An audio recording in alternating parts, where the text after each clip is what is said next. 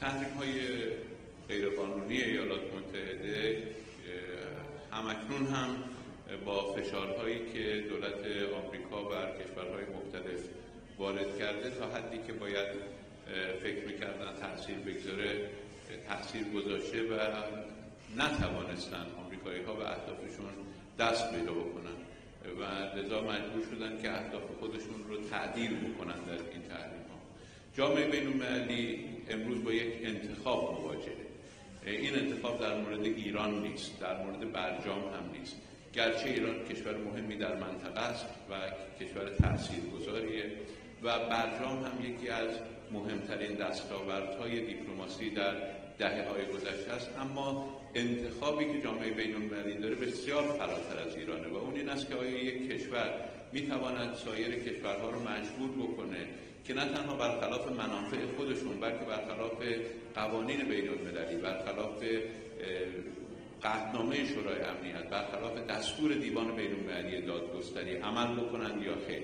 و آیا این کشور میتواند دیگران رو به خاطر اینکه قانونمند هستند، به خاطر اینکه از قانون تبعیت میکنند، اونها رو مورد مجازات قرار بده یا نه؟ چنین وضعیتی تبعات بسیار عظیمی بر نظم جهانی در آینده خواهد داشت و برای همین هم هست که شما میبینید همه کشورها، هم همسایگان خوب ما و هم کشورهای اروپایی و سایر کشورها مقاومت کردند در برابر این حرکت‌ها. من از دولت ترکیه شخص جناب آقای اردوغان که بارها تأکید کردند، جناب آقای چاوشوغلو که بارها تأکید کردند که روابط ایران و ترکیه بدون توجه به این تحریم‌ها ادامه پیدا خواهد کرد، تشکر می‌کنم و معتقدیم که روابط ما با همسایگانمون گسترده‌تر و مستحکم‌تر از اونه که این تحریم‌ها اثر بگذاره. البته ممکنه بعضی شرکت‌های بخش خصوصی تغییراتی در روش‌های کاریشون با ایران ایجاد بشه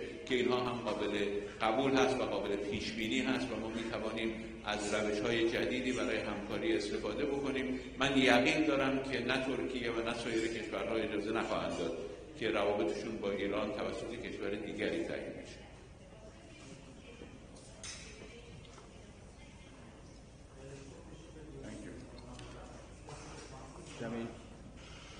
Eğilir misiniz? Eğilir. Okumam arkadaşım. Okumam. Okumam.